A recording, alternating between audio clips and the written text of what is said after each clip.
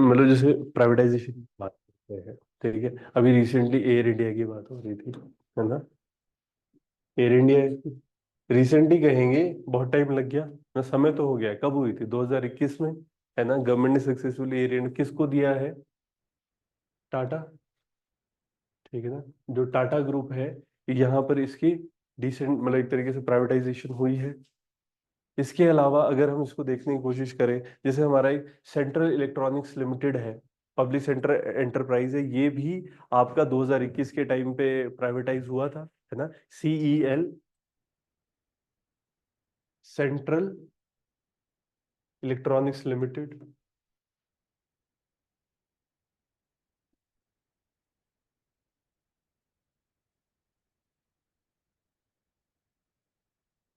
अगर हम बात करें जैसे कुछ जैसे ऑन होल्ड जो प्राइवेटाइजेशन है, जैसे Bharat petroleum corporation limited, BPCL, ये है जो कंप्लीटली हो चुकी है प्राइवेटाइज, है ना, 2021 में हुआ था। जो अभी इन प्रोसेस चल रही है, भारत पेट्रोलियम कॉर्पोरेशन लिमिटेड, ठीक है। लार्जेस्ट, ये अगर हम देखेंगे, वन ऑफ द लार्जेस्ट ये ऑयल और गैस कंपनीज है इंडिया की, और इसकी प्राइवेटाइजेशन की बात चल रही है, ठीक है। बीपीसीएल, एक आपकी एससीआई है,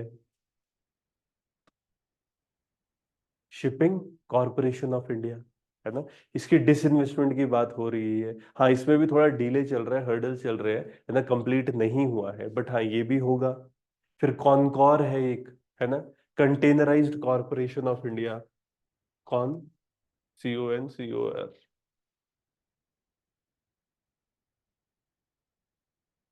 CONCOR, container corporation of India. C भी छोटा ही होगा। कंटेनर कॉरपोरेशन ऑफ इंडिया, ठीक है। कंटेनर कॉरपोरेशन ऑफ इंडिया है हमारा।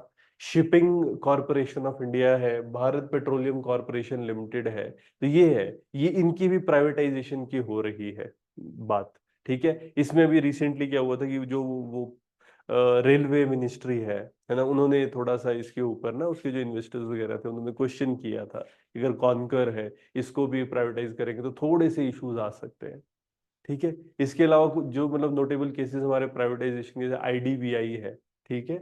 आईडीबीआई जो बैंक है, आईडीबीआई से भी गवर्नमेंट डिसइन्वेस्ट कर रहा है, अपनी स्टेक्स कम कर रहा है, ठीक है। तो इसकी एक गोइंग ऑन प्रोसेस चल रही है। जैसे पब्लिक सेक्टर बैंक्स हैं, ठीक है, तो बहुत सारे पब्लिक सेक्टर बैंक से भी गवर्नमेंट अपना जो स्टेक्स है ना, वो कम करने की कोशिश कर रहा है। बैंकिंग सेक्टर में भी प्राइवेटाइजेशन का एक पर्सपेक्टिव देखा जा रहा है, ठीक है। तो ये वही बेसिक, पहले तो वही होता था आपके दिमाग में कुछ ऐसी चीजें होनी चाहिए, जो एग्जाम्पल्स आजकल चल रहे हैं, जो प्राइवेटाइजेशन हो रही है, ठीक है, उसके कुछ थीम्स। प्राइवेटाइजेशन होती कैसे है, अगर हम इसको समझे, एक आपकी डिसइन्वेस्टमेंट होती है।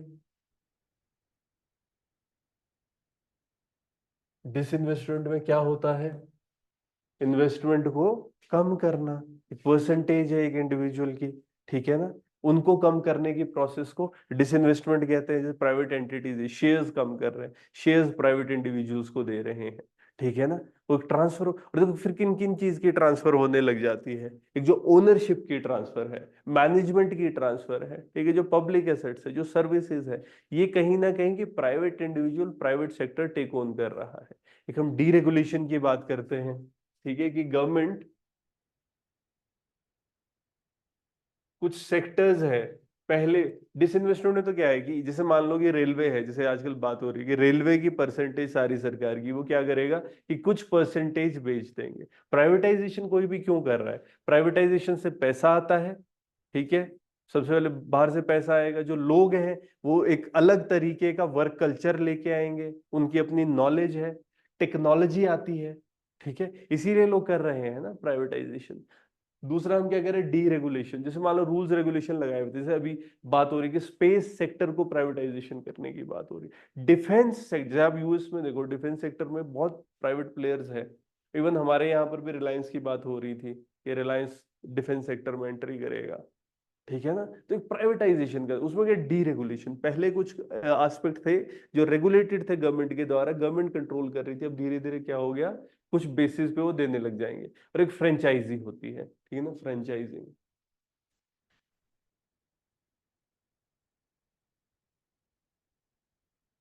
ये भी प्राइवेटाइजेशन का एक एस्पेक्ट है। आप क्या करोगे, कोई प्राइवेट एंटिटी है उसको राइट्स दे दोगे पब्लिक इंफ्रास्ट्रक्चर को चलाने के।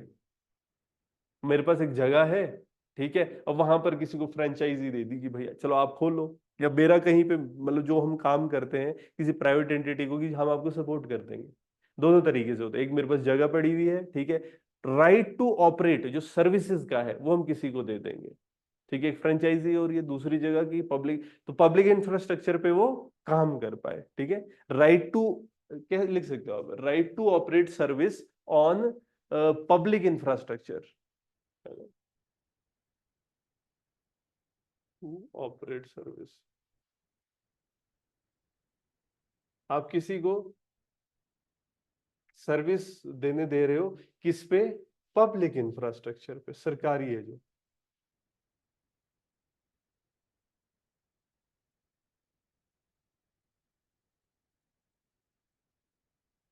तो प्राइवेटाइजेशन अगर हम देखें एवोल्यूशन कैसे हो रहा है, क्या क्या चीजें हम इसके अंदर देखते हैं, या फिर हिस्टोरिकली अगर हम देखें पहले क्या था, लाइसेंस राज था, ठीक है, फिर धीरे धीरे 1991 के टाइम पे जब क्राइसिस आया, फिर रिफॉर्म्स आए, उस टाइम पर गवर्नमेंट ने ये चीज करी कि लाइसेंस राज को खत्म किया। लाइसेंस राज खत्म करने से क्या हो गया, प्राइवेट इंडिविजुअल्स भी आने लग गए। तो पहली चीज तो ये थी कि प्राइवेटाइजेशन हो, दूसरी चीज फिर ये हुई कि उनको प्रमोट करना, ठीक है, उसके लिए इन्वेस्टमेंट की बात हो रही है।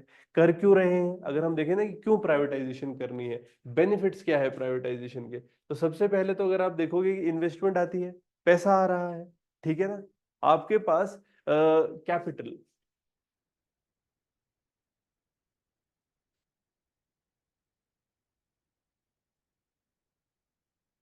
ठीक है जी, पैसा आएगा। और साथ में क्या हो रहा है, हमारा बाहर से एक एक्सपर्टीज आ रही है,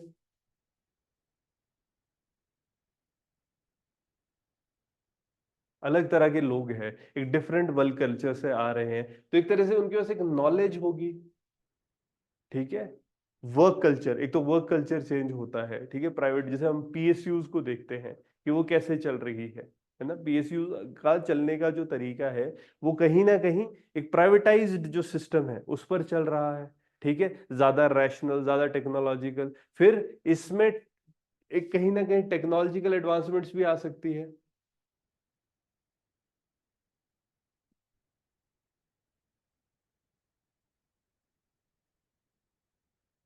ठीक है। साथ में क्या होगा, साथ में इस चीज को समझो कि कंपटीशन आएगा, ठीक है, पहले क्या होता था, है ना, ये चीजें तो आ ही रही है, पॉजिटिव्स हम देख रहे हैं, बट इसका बाय प्रोडक्ट क्या है कि अगर कोई भी इंस्टीट्यूशन है ना, दो इंस्टीट्यूशन मतलब एक से ज्यादा हो रहे हैं, तो कंपटीशन, ठीक है, there will be increased competition, competition लोगों के बीच बढ़ रहा है ना। यहां पर क्या हो रहा है कि अब क्योंकि इंस्टीट्यूशन ज्यादा है, ठीक है, इससे फायदा क्या होता है, कंपटीशन से क्या हमको फायदा होता है कि एक तो क्वालिटी ऑफ सर्विस बढ़ती है, ठीक है ना, क्वालिटी इंप्रूव करती है, और दूसरा क्या होगा, प्राइस कम होता है, ये चीज है, ठीक है। कहीं ना कहीं जो रीच है वो बढ़ जाएगी, डीरेगुलेशन का जो हम कॉन्सेप्ट देखते हैं कि चीजें डीरेगुलेट कर रही है, तो कहीं ना कहीं एक्सपेंशन जो हुई है इंडस्ट्रीज की, है ना, वो ग्रास रूट लेवल तक हुई है। अगर हम देखेंगे कि रीच जो है ना, वो बढ़ेगी, टैरिफ्स है वो कम होती है। फर्दर अगर आप देखोगे कि इससे क्या एक चेंज आता है, अगर आप प्राइवेट मार्केट मतलब प्राइवेटाइजेशन की हेल्प से क्या होता है कि इन्वेस्टमेंट इंक्रीज होती है, स्पेसिफिकली अगर आप देखोगे फॉरेन इन्वेस्टमेंट,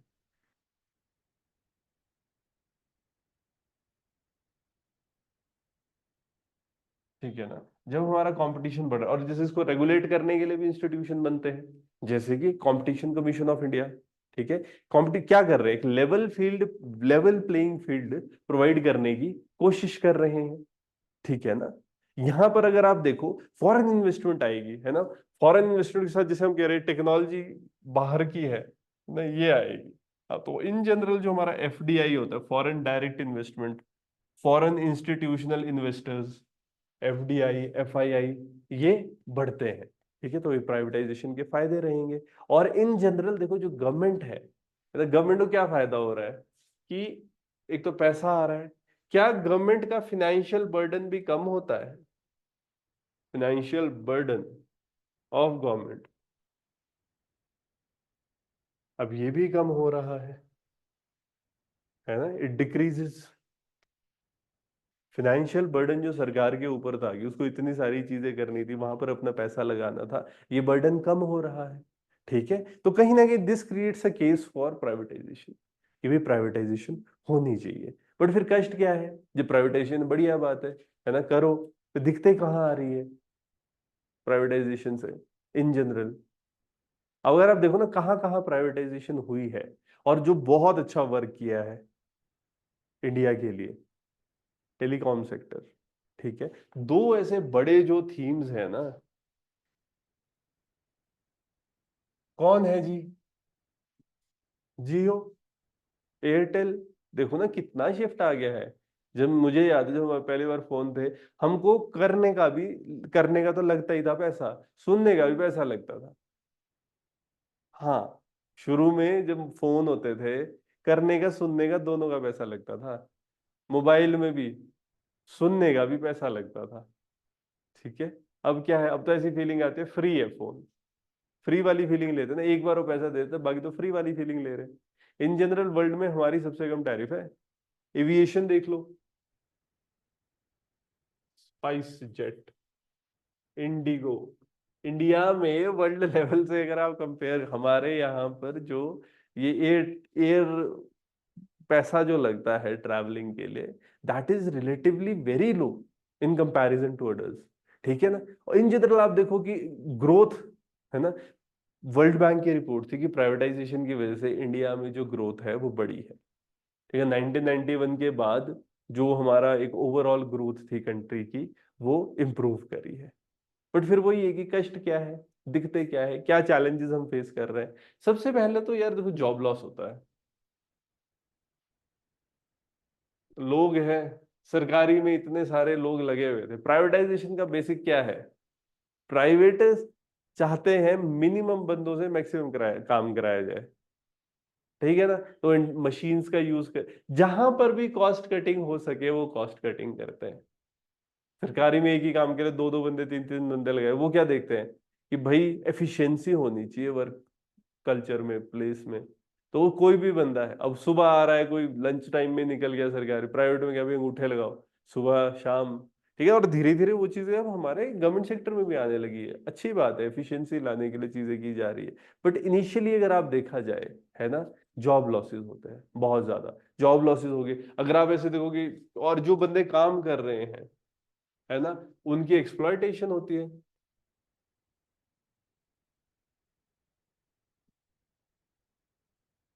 ठीक है ना, ये चीज देखी जाती है। जैसे बाल्को है ना, Bharat aluminium corporation of India, है ना, बाल्को 2001 में जब, है ना, बाल्को ने, बाल्को की प्राइवेटाइजेशन हुई थी, Bharat aluminium corporation of India, है ना, भारत एल्यूमिनियम कॉरपोरेशन।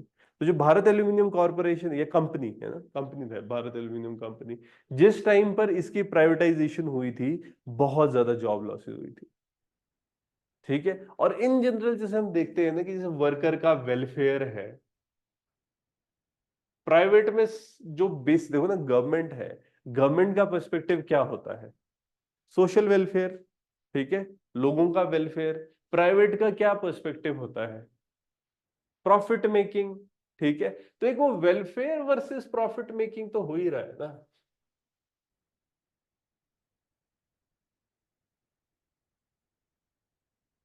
एक तरफ वो बोल रहे हैं कि भाई इतनी छुट्टियां होनी चाहिए, ऐसा होना चाहिए, प्राइवेट वालों को क्या है कि मिनिमम में आदमी कैसे पढ़ेगा, कहाँ से आप, तो कई जगह पर इंफॉर्मल सेक्टर्स पे ही कर रहे हैं वो लोग काम।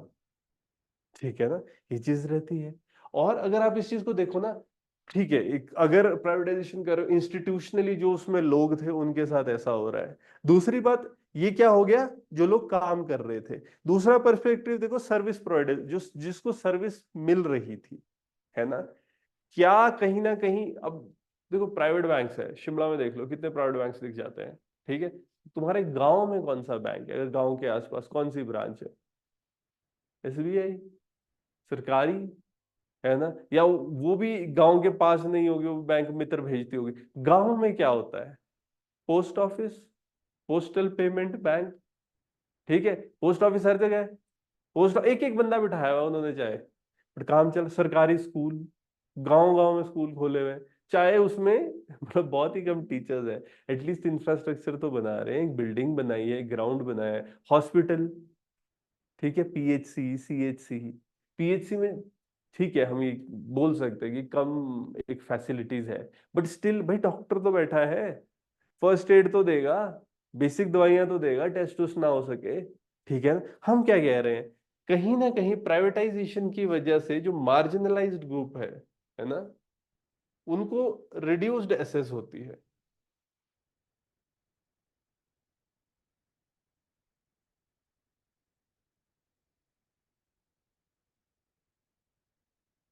प्राइवेट बैंक में जाओ आप, अब देखो सरकारी में जाओ, अमीर है चाहे गरीब है एक जैसे ट्रीट कर रहे होते हैं।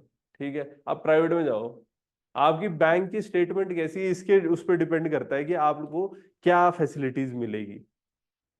ठीक है ना, पैसे वाले बंदे हो, आओ सर चाय पिलाएंगे आपको, अंदर मैनेजर बिठाएगा भी, हाई नेट वर्थ वाला बंदा आया है।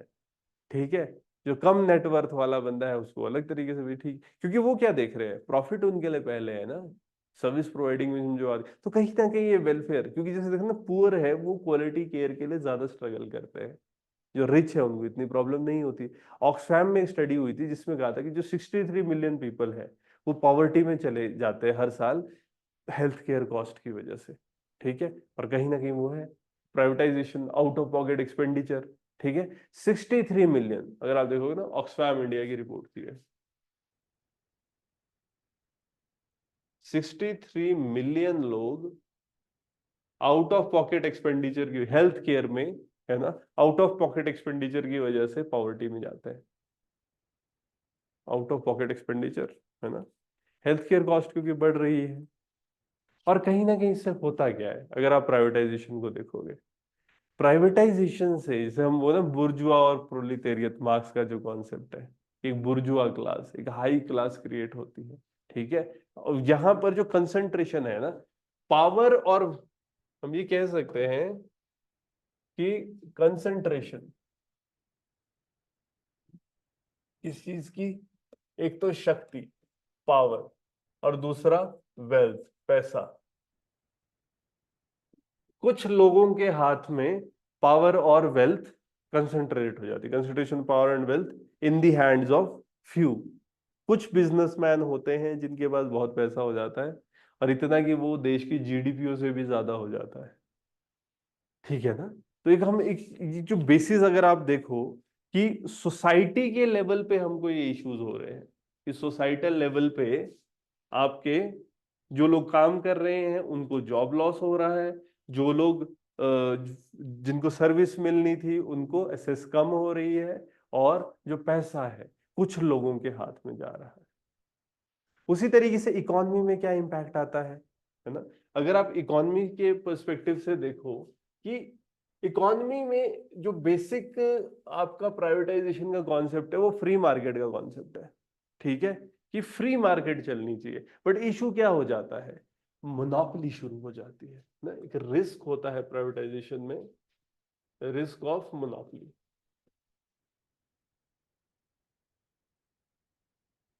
एक मोनोपोली होता है, एक ओलिगोपोली होता है ना,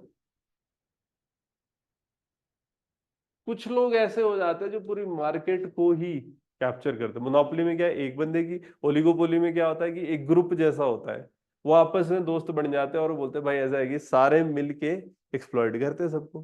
ठीक है, अगर आप देखो जैसे रिलायंस जियो है, रिलायंस जियो क्या कर रहा है, एक मोनोपोली वाली कंडीशन लेके आ चुका है, फ्री देने लग गया चीजें शुरू में, सारे जियो की तरफ आ गए, स्टार्टिंग में एकदम फ्री में दिया, और बाद में जब सारे प्लेयर्स हट चुके हैं, उसके कंपैरिजन में उस क्वालिटी कोई दे ही नहीं पा रहा है, तो उसके बाद फिर क्या कर दिया, प्राइस बढ़ाने शुरू कर दिए। और फनी बात पता है क्या है, इंफ्रास्ट्रक्चर बीएसएनएल का यूज कर रहा है, जो टावर्स बीएसएनएल के हर जगह लगे, बीएसएनएल वालों से नहीं चलाया जा रहा ढंग से। ठीक है, बीएसएनएल के टावर यूज करके जियो वाले अपना बिजनेस चला रहे हैं। कैसे पहुंचा रहे गाँव गाँव में, तुम्हें क्या लगता है, टावर लगाए हुए हर जगह इन्होंने, किराए पे ले लिए बीएसएनएल के टावर। ठीक है ना, कहीं ना कहीं क्या होता है, इकोनॉमी में जब मोनोपोली आएगी, साथ में देखो ना, जो पब्लिक गुड्स है, पब्लिक सर्विसेज है, कुछ चीजें ऐसी होती है उनका कहीं ना कहीं कम एक फोकस उनके ऊपर होने लग जाता है, तो एक नेग्लेक्ट हो जाता है पब्लिक गुड्स का।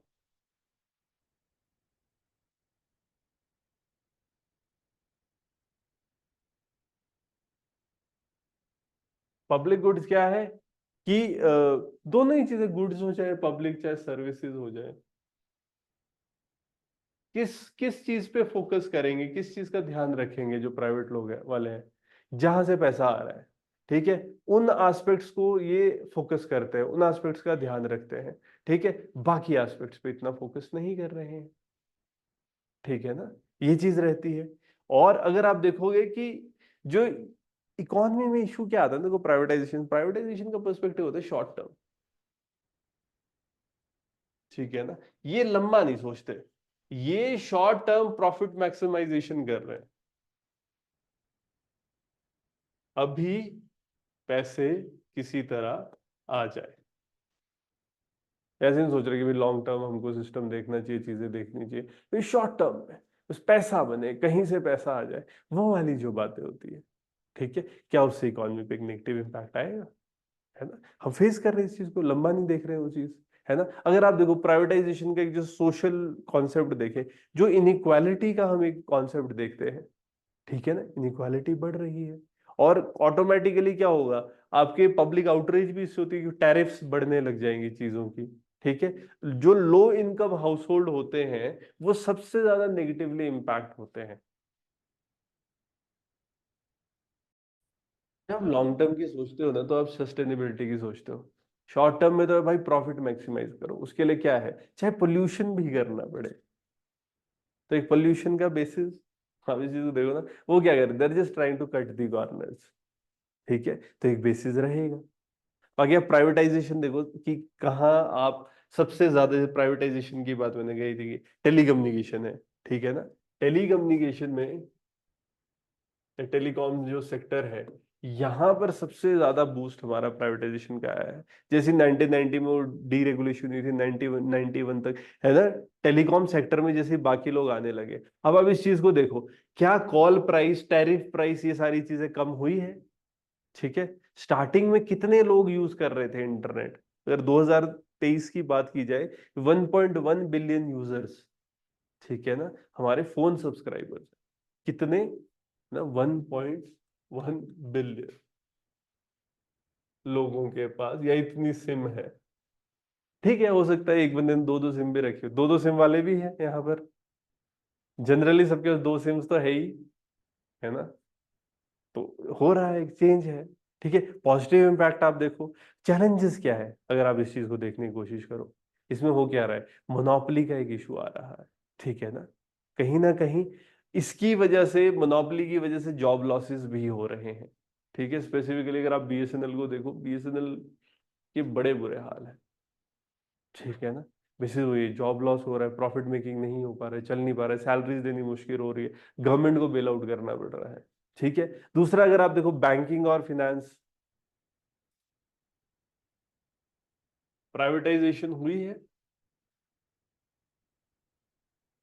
इससे क्या हो रहा है, कंपटीशन क्रिएट हो रहा है, नई तरह की सर्विसेज है, जैसे पहले प्राइवेट वालों ने क्या किया, नेट बैंकिंग एकदम बढ़िया करनी शुरू कर दी, ऑटोमेटिकली क्या हो गया, बंदे प्राइवेट की तरफ भागने लगे, बढ़िया है भाई, ऑनलाइन चीजें हो रही है, तो धीरे धीरे क्या हो गया, सरकारी में भी भाई नेट बैंकिंग जरूरी है, अच्छे से करो, ठीक है, यूपीआई है उसका यूजेज, है ना, एटीएम उसकी प्रेजेंस, शुरू में तो एटीएम की प्रेजेंस होती थी, ठीक है, फिर कुछ initiative, Jan Dhan, Jan Dhan jam Trinity जो हम कहते हैं, जनधन योजना से फाइनेंशियल इंक्लूजन बहुत हुआ है, ठीक है, बट हाँ अब चैलेंजेस हम क्या देखते हैं, आजकल बैंकिंग फ्रॉड्स बहुत हो रहे हैं, बहुत ज्यादा, ठीक है ना, अभी जो रिटायर्ड डीजी है हमारे पुलिस के ना, उनके अकाउंट से, उनसे कोई 74,000 रुपए के अराउंड उनके अकाउंट से निकलवा लिए थे, ठीक है, उन्होंने ऑनलाइन अमेजोन का नंबर निकाला और उसको कॉल कर दिया वेबसाइट पे जाके, अब वो नकली वेबसाइट बनाई हुई थी और उसमें कस्टमर केयर का नंबर, अब बोले जी ओटीपी आएगा, ऐसा होगा वैसा होगा, और बस कर दिया काम, ठीक है, और वो पढ़े लिखे इंसान, अब वो अपनी तरफ से तो वो गए थे ना, ऑनलाइन चेक करी वेबसाइट, अब अमेजोन की कस्टमर केयर की कॉपी बना के रखी हुई है। तो क्या अब बड़ी बात, अब HTTPS उन्होंने भी नहीं देखा। ठीक है। फिर अगर आप इंफ्रास्ट्रक्चर में बात करें, देखो इंफ्रास्ट्रक्चर में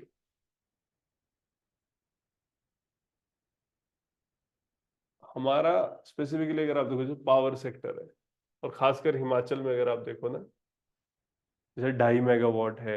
2.5 मेगावाट में तो हिमाचलियों को प्रेफरेंस दी जाती है, रादर हिमाचलियों को दिया है। 5 मेगावाट के प्रोजेक्ट्स हैं, हिमाचलियों को प्रेफरेंस दी जाती है। ठीक है ना। पावर सेक्टर में देखो, रोड्स में देखो कितने आप इन्होंने रोड्स PPP मॉडल, है ना, पब्लिक प्राइवेट पार्टनरशिप मॉडल पे बनाए हुए हैं। अगर बनाओ, BOT, मतलब बिल्ड ऑपरेट ट्रांसफर, बनाओ, कुछ टाइम ऑपरेट करो, अपना खर्चा निकालो, है ना, उसके बाद ट्रांसफर कर दो। तो ये चीजें यूज कर रही है गवर्नमेंट। ठीक है ना। रोड में प्राइवेटाइज कहीं ना कहीं इंफ्रास्ट्रक्चर डेवलपमेंट हुई है। और अगर आप एविएशन की बात करो, एविएशन में भी हमारी प्राइवेटाइजेशन आई है।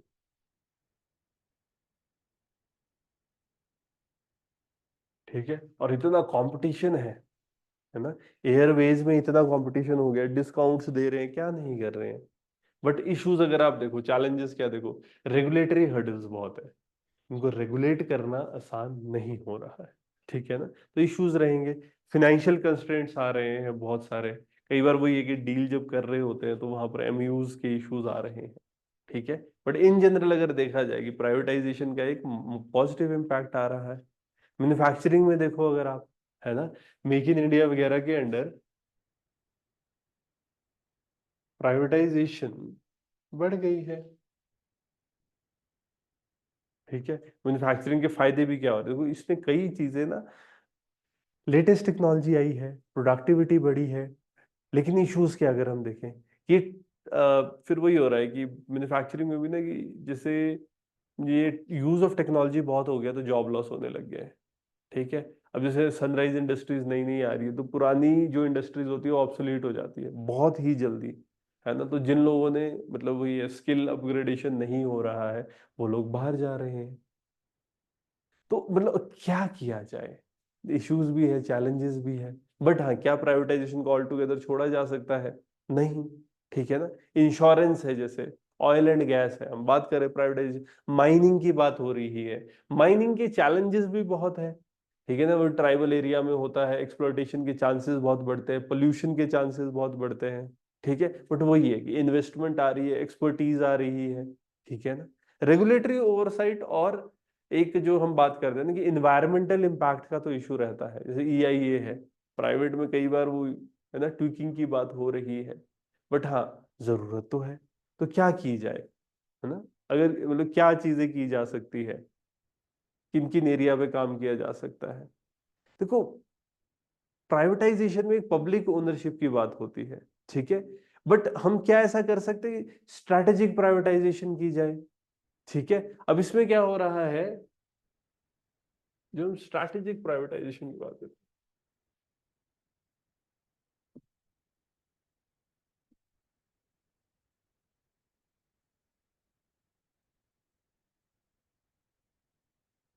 जो एरियाज आपको ऐसे लग रहे हैं जिनमें इश्यूज नहीं आ सकता, जैसे मान लो एक सर्विस है।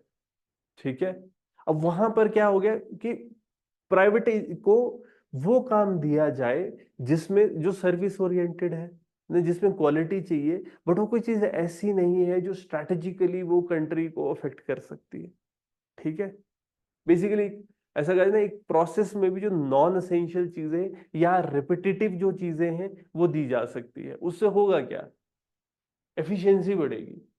ठीक है ना। तो एफिशिएंसी तो बढ़ा सकते हैं, बस इसमें ये चीज रहेगी कि वो एस्पेक्ट्स नहीं देने प्राइवेट सेक्टर को जो कंट्री के डिफेंस, कंट्री की बहुत असेंशियल चीजें रहेंगी। ठीक है। बाकी प्राइवेटाइज किया जा सकता है ना। प्राइवेटाइजेशन एक अच्छी चीज है अगर रेगुलेटरी फ्रेमवर्क अच्छे हो। तो हमको क्या करना पड़ेगा, अपने फ्रेमवर्क स्ट्रॉन्ग करने पड़ेंगे। क्यों? वही, जैसे कंपटीशन कमीशन ऑफ इंडिया क्या कर रहा है, एक लेवल प्लेइंग फील्ड देने की कोशिश कर रहा है। कार्टेलाइजेशन है, उनको खत्म करने की कोशिश कर रहा है ना। हमको साथ में चीजों क्या, जैसे एक वही, मुझे कंपटीशन कमीशन ऑफ इंडिया, है ना, सीसीआई, वो एक अच्छा रेगुलेटरी फ्रेमवर्क इंडिया में प्रोवाइड कर रहा है, लेवल प्लेइंग फील्ड प्रोवाइड कर रहा है। साथ में हमें क्या करना पड़ेगा, हमें सोशल सेफ्टी नेट्स क्रिएट करने पड़ेंगे। हम ये नहीं एक्सपेक्ट कर सकते प्राइवेट सेक्टर से कि वो सोशल वेलफेयर पे भी फोकस करे, रादर हमको खुद सोशल सेफ्टी नेट्स बनाने पड़ेंगे। अब इसमें क्या है, जो वल्नरेबल पॉपुलेशन है ना, इंश्योरेंस, ठीक है ना, उन चीजों का ध्यान रखा, और विद इन द ऑर्गेनाइजेशन कुछ एक ना सेट बना दी चीजें कि ऐसा होना चाहिए। जैसे वो ये कि जैसे हमारे गवर्नमेंट ने कई चीजें करी, जैसे sexual harassment at work place, अगर एक पर्सपेक्टिव पे ध्यान है, क्या वेलफेयर वाले एस्पेक्ट्स पे इन चीजों को नहीं देखा जा सकता? इस तरीके से हमें सोशल सेफ्टी पे काम करना पड़ेगा। और कहीं ना कहीं जैसे पीपीपी हमारा, पब्लिक प्राइवेट पार्टनरशिप, ठीक है, सरकार और प्राइवेट ऑर्गेनाइजेशन, जहां पर भी, है ना, इन दोनों की पार्टनरशिप हो सकती है, साथ में मिलके काम किया जा सकता है। इससे क्या होगा, प्राइवेट की जो एक्सपर्टीज है, प्राइवेट की जो इन्वेस्टमेंट है, वो भी लाई जा सकती है, और जो गवर्नमेंट का एक वेलफेयरिस्टिक एस्पेक्ट है उसको भी साथ में इंक्लूड किया जा सकता है। और कहीं ना कहीं यार देखो, ओवरऑल जो इशू है, जिसे हम करप्शन वाली बात करते हैं और चीजें, कहाँ हो रहा है, अगर हम ट्रांसपेरेंसी ला पाए, ठीक है, ट्रांसपेरेंसी एंड अकाउंटेबिलिटी की जो हम बात करते हैं,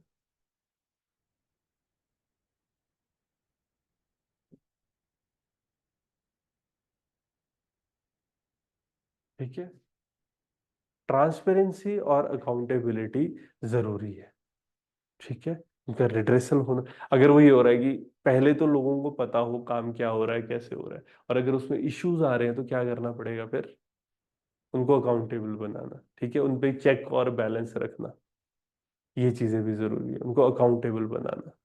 आरटीआई जैसे हम करते हैं सरकारी इंस्टीट्यूशंस के लिए, प्राइवेट में भी, ठीक है ना, एक सिस्टम बनाना पड़ेगा कि जैसे परफॉर्मेंस चेक हो, ग्रीवेंस रिड्रेसल का भी एक सिस्टम बने, ठीक है। तो ये थीम्स लाने हमारे लिए जरूरी है। तो ऑब्वियसली प्राइवेटाइजेशन है, इंपॉर्टेंट है, कुछ चेक्स और बैलेंस हमको लाने पड़ेंगे।